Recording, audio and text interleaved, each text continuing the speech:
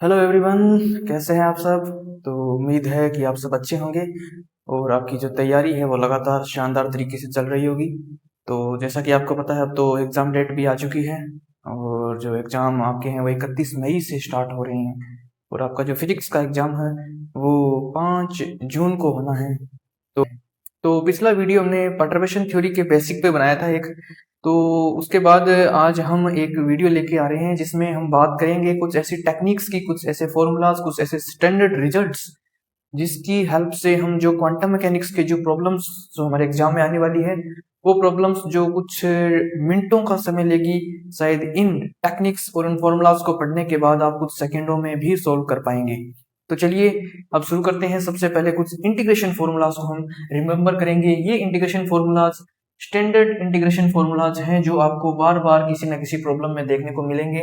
इन results को आपको एक पेज में लिख लेना है और इनको प्रैक्टिस में रखना है ताकि लास्ट समय तक आपको ये याद हो जाए। तो चलिए सबसे पहले हम बात करते हैं फर्स्ट फॉर्मूला की।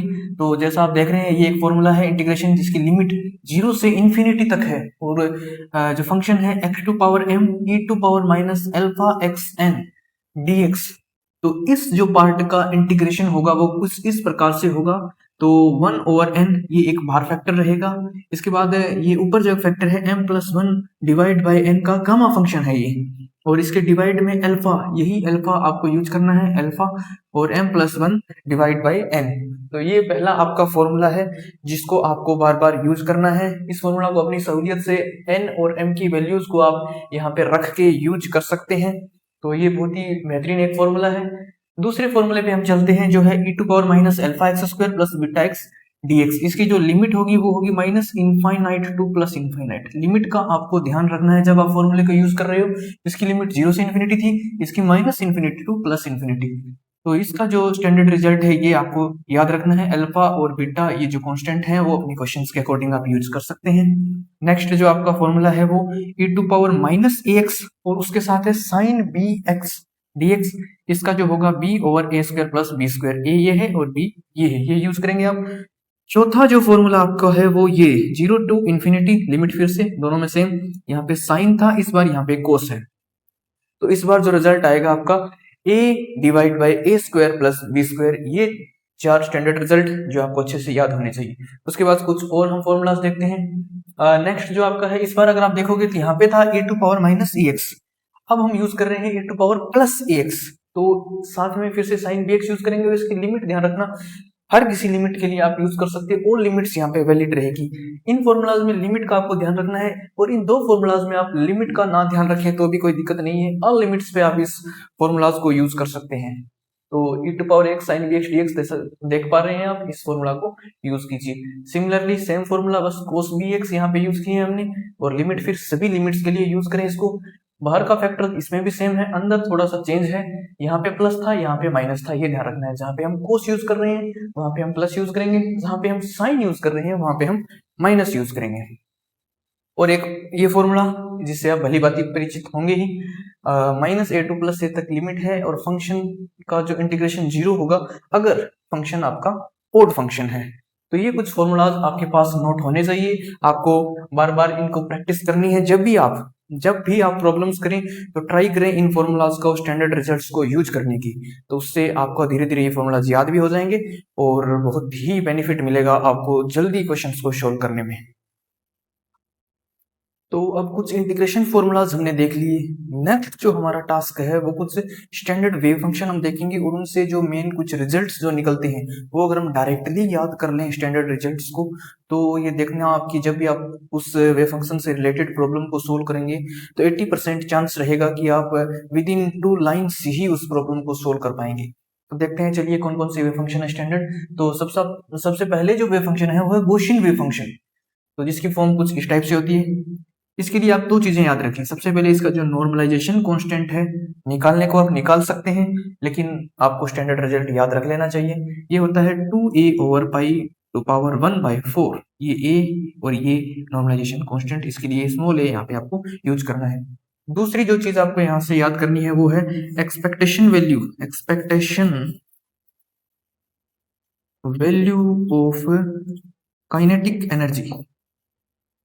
ये भी आपको एक रिजल्ट के तौर पे याद रखना है। वेरिएशनल मेथड में आप इसको बहुत अच्छी तरीके से यूज कर पाएंगे। तो इसकी जो काइनेटिक एनर्जी की एक्सपेक्टेशन वैल्यू है h cut square b over 2m। Next जो वेव फंक्शन है स्टैंडर्ड हमारे पास वो इस फॉर्म में होगा, जिसमें एक नॉर्मलाइजेशन कांस्टेंट होगा और a square minus x square का एक टर्म होगा। तो इसका जो नॉर्मलाइजेशन कांस्टेंट है वो कुछ इस प्रकार से आप लिख सकते हैं, याद रखें इसको। और ये जो काइनेटिक एनर्जी की एक्सपेक्टेशन वैल्यू है वो इसके लिए ये आएगी, ये भी याद रखें। ये दोनों ही वेव फंक्शन बहुत ही इंपॉर्टेंट वेव फंक्शन है। जब आप वेरिएशनल मेथड को पढ़ेंगे तो वहां पे बार बार इनका यूज होगा। तो अगर ये रिजल्ट्स आपको याद हैं तो बहुत आसानी से आप वो प्रॉब्लम सोल्व कर पाएंगे।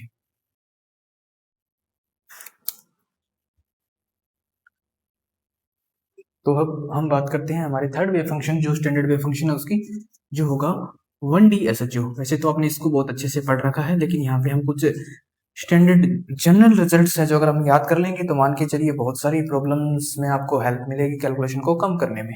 तो चलिए आपको अगर याद हो तो इसके लिए कुछ ऐसी फॉर्म आपको मिलती है, sin n by x over l। तो इसका नॉर्मलाइजेशन कांस्टेंट आपको याद ही है, √2 ओवर l। अगर कुछ इस टाइप से आपका बॉक्स है, यहाँ पे इन्फिनिटी, यहाँ पे इन्फिनिटी, यहाँ पे 0 और ये x 0 से l होना चाहिए, तो यही वाला l यहाँ पे यूज कर लेते हैं। नेक्स्ट जो यहाँ पे आपको याद रखना है वो आपको याद करनी है expectation value of kinetic energy. ये कैसे निकालेंगे आप? तो एक चीज देखिए आप यहाँ से, एक चीज अगर आप देखें, अगर यहाँ से हैमिल्टनियन ऑपरेटर को कैसे लिखेंगे, तो उसको ऐसे ही तो लिखेंगे काइनेटिक एनर्जी और पोटेंशियल एनर्जी के फॉर्म में।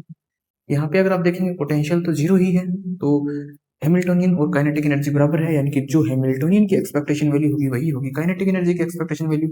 तो हैमिल्टनियन की एक्सपेक्टेशन वैल्यू अपनी ही आइगन स्टेट में तो वही होगी इसकी जो एनर्जी आइगन वैल्यूज हैं, यानी कि हैमिल्टनियन की एक्सपेक्टेशन वैल्यू होगी इसकी एनर्जी आइगन स्टेट्स। तो फिर सेम बात यहाँ पे भी, जो आइगन स्टेट्स में इसकी काइनेटिक एनर्जी की जो एक्सपेक्टेशन वैल्यू आएगी वो यही तो आएगी, दोनों इक्वल हैं। तो यहाँ से आ जाएगी n square pi square h cut square by 2 ml square. ये रिजल्ट्स आप यहाँ से याद रखें। एक दूसरी चीज जो और बहुत सारे क्वेश्चंस में आपको पूछी जा सकती है, उसके लिए भी आपको एक चीज है जो है पी स्क्वायर की एक्सपेक्टेशन वैल्यू, मोमेंटम स्क्वायर की एक्सपेक्टेशन वैल्यू कैसे कैलकुलेट करेंगे आप? अगर इसको आप डायरेक्टली इंटीग्रेशन फॉर्मूला से करने जाएंगे तो ये मान के चलिए बहुत ज्यादा टाइम टेकिंग होने वाला है और बहुत मुश्किल हो जाएगी वो कैलकुलेशन। तो दूसरा तरीका इसके लिए आप ये यूज करें कि पी स्क्वायर को आप ये लिख सकते हैं 2m इंटू में काइनेटिक एनर्जी। ये फॉर्मूला आपको पता ही है, काइनेटिक एनर्जी और मोमेंटम के बीच का एक रिलेशन है। तो यहाँ से आपको काइनेटिक एनर्जी की अगर आइगन वैल्यू पता है तो पी स्क्वायर की अलग से निकालने की आपको जरूरत है ही नहीं, यहीं से आप कैलकुलेट कर लीजिए। तो इसको जब यहाँ पे पुट करेंगे तो 2m से 2m ये कैंसिल हो जाएगा और ये आपकी वैल्यू यहाँ से निकल के आ जाएगी, ये हो जाएगी आपकी पी स्क्वायर की एक्सपेक्टेशन वैल्यू। तो ये 2-3 रिजल्ट्स आप 1D बॉक्स के लिए याद रख सकते हो, अपनी कॉपी में नोट कर लें और बार बार जब भी क्वेश्चन आए इनको यूज करें। तो नेक्स्ट अब हम हमारे अगले वेव फंक्शन की तरफ चलते हैं, जो कि होगा 1D SHO का। तो 1D SHO का जो वेव फंक्शन है वो बार बार हमें यूज करने को मिलेगा क्वेश्चंस में, तो इसके लिए काफी ज्यादा स्टैंडर्ड रिजल्ट्स आपको याद होने चाहिए। तो 1D SHO में सबसे पहले जो आपको याद रखनी है, इसकी ग्राउंड स्टेट जो डायरेक्टली कई बार एग्जाम में पूछी जा सकती है। तो इसकी जो ग्राउंड स्टेट आती है वो आती है कुछ इस टाइप से, m omega divide by pi h cut to power 1/4 और exponential to power minus m omega over 2h cut x square. Form अगर आप ये देखेंगे तो ये बिल्कुल गॉसियन वेव फंक्शन जैसी है। जैसे अभी थोड़ी देर पहले हमने जो स्टैंडर्ड वेव फंक्शन स्टार्ट किए थे तो उसमें पहला जो पढ़ा था गॉसियन वेव फंक्शन, सेम वैसी ही फॉर्म है। तो वो वाले रिजल्ट्स आप ग्राउंड स्टेट के लिए यूज कर सकते हो, लेकिन यहाँ पे हम कुछ जनरल रिजल्ट्स पढ़ेंगे जो ग्राउंड स्टेट ही नहीं इसकी सभी आइगन स्टेट्स के लिए वैलिड होंगे। तो चलिए, तो सबसे पहले जो हम जनरल रिजल्ट्स पढ़ रहे हैं इसके लिए जनरल रिजल्ट्स, मान के चलिए बहुत ही ज्यादा आपके काम आने वाले हैं ये रिजल्ट्स। फर्स्ट जो जनरल रिजल्ट हम पढ़ रहे हैं वो है एक्स स्क्वायर की एक्सपेक्टेशन वैल्यू। इसके अंदर इसकी जितनी भी आइगन स्टेट है उनके अंदर ये आएगी h cut over 2m omega, ये एक फैक्टर आएगा, और 2n प्लस 1 ये वाली आपको वैल्यू यहाँ पे मिलेगी। तो ये जो वैल्यू है अगर आप यहाँ से देखेंगे n जो है यहाँ पे n आप अलग अलग आइगन स्टेट्स के लिए अलग अलग यूज करेंगे। जैसे ग्राउंड स्टेट है तो 0, फर्स्ट एक्साइटेड स्टेट है तो 1, सेकंड एक्साइटेड स्टेट है तो 2 और ऐसे ही सभी एक्साइटेड स्टेट्स के लिए। नेक्स्ट जो हम देखेंगे मोमेंटम स्क्वायर की एक्सपेक्टेशन वैल्यू जो आएगी वो 2 का टर्म सेम आएगा, लेकिन ये डायमेंशन आप ध्यान रखना h cut by m omega की डायमेंशन होती है एक्स स्क्वायर की, और m h कट ओमेगा ये वाली डायमेंशन होती है मोमेंटम स्क्वायर की। ये 2 का फैक्टर बाकी सेम और बाकी सब कुछ बिल्कुल सेम। ये हो गया दूसरा रिजल्ट। तीसरा रिजल्ट जो हमें फाइंड करना है वो है x पावर 4 की एक्सपेक्टेशन वैल्यू। ये बहुत यूज होंगे रिजल्ट्स जब हम परटर्बेशन थ्योरी या फिर और भी मेथड्स जैसे वेरिएशन मेथड्स यूज करेंगे, और भी क्वेश्चंस में यूज हो जाएंगे ये। नेक्स्ट जो है इसके लिए देखेंगे x पावर 4 के लिए, तो एक फैक्टर आपको 3/4 का बाहर आएगा। उसके बाद ये डायमेंशन दो से आप ये चीजें डायमेंशन से लिख सकते हो। h cut by m omega की डायमेंशन होती है एक्स स्क्वायर की, x पावर 4 है तो इसकी स्क्वायर हो जाएगी, और एक टर्म जो n की टर्म्स में आएगा 2n square plus 2n plus 1 का। n को आप सिमिलरली यूज कर सकते हैं अलग अलग स्टेट्स के लिए। फोर्थ सिमिलरली px पावर 4 की, यहाँ पे भी ये सेम फैक्टर तो आना ही है 3/4 का, और डायमेंशनली इसको करेक्ट कर दें तो m h कट ओमेगा की स्क्वायर और 2n square plus 2n plus 1 बाकी सेम आएगा। तो ये आप आसानी से याद कर सकते हो, डायमेंशन को चेक करके आप ये फॉर्मूले याद कर सकते हो। ये हो गए आपके कुछ एक्सपेक्टेशन वैल्यू के रिजल्ट्स। इसके अलावा अगर आप यहाँ से देखेंगे इसकी जो काइनेटिक एनर्जी की एक्सपेक्टेशन वैल्यू और पोटेंशियल एनर्जी की एक्सपेक्टेशन वैल्यू बिल्कुल इक्वल आती है विरियल थ्योरम के कारण। विरियल थ्योरम को हम बाद में कभी डिस्कस करेंगे, एक बार ये आप याद रखें। और ये आती है हाफ ई एन है इसकी eigen state energy eigen values, इसकी एनर्जी आइगन वैल्यूज हैं, और इसकी हेल्प से आप ये निकाल सकते हो। इसके अलावा जो आप नेक्स्ट एक रिजल्ट जो याद रख सकते हैं यहाँ से वो है डेल्टा एक्स स्क्वायर। ये है अनसर्टेनिटी इन पोजीशन। ये कैसे निकालेंगे तो आपको याद होगा, इसको इस टाइप से हम निकालते थे, ये फॉर्मूला था, ये फॉर्मूले से आप इसको फाइंड करते थे। अब अगर देखेंगे यहाँ से तो ये एक्स स्क्वायर तो आपने यहाँ से कैलकुलेट कर रखा है, ये रहा, लेकिन जो ये है ये वैल्यू अगर आपको याद हो 1D SHO में तो जीरो आती है। Expectation value of position directly होता है जीरो, इसको यूज करके इसको कर देंगे जीरो, तो बस ये जो है वैल्यू वो इसके इक्वल ही हो जाएगी, इसी के इक्वल हो जाएगी, तो ये यूज कीजिए डायरेक्ट।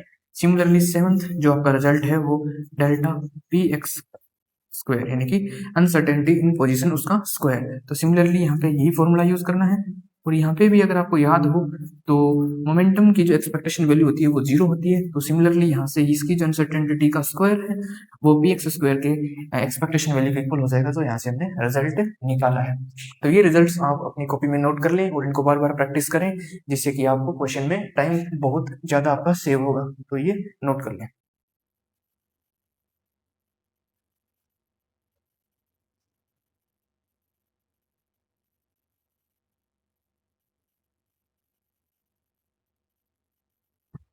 तो इस टाइप से हमने बहुत सारे आज कुछ स्टैंडर्ड रिजल्ट्स याद किए, कुछ फॉर्मूलाज हमने याद किए।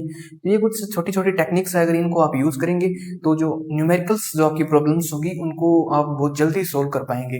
तो धीरे धीरे हम और भी टेक्निक्स सीखते रहेंगे और कंटिन्यूसली इन पे भी बीच बीच में वीडियो बनाएंगे, जिससे आपकी प्रॉब्लम सॉल्विंग अप्रोच थोड़ी बढ़िया हो, कैलकुलेशन अप्रोच आपकी थोड़ी अच्छी हो और जल्दी से जल्दी आप प्रॉब्लम सोल्व कर पाएं। तो और भी अगर आप चाहें तो हमारा टेलीग्राम चैनल जरूर ज्वाइन कर लें, वहाँ पे हम बहुत सारे क्वेश्चन प्रैक्टिस के लिए देते रहेंगे और इन्फॉर्मेशन ऐड करते रहेंगे। टेलीग्राम चैनल का लिंक आपको कमेंट ऑप्शन में मिल जाएगा। Thank you.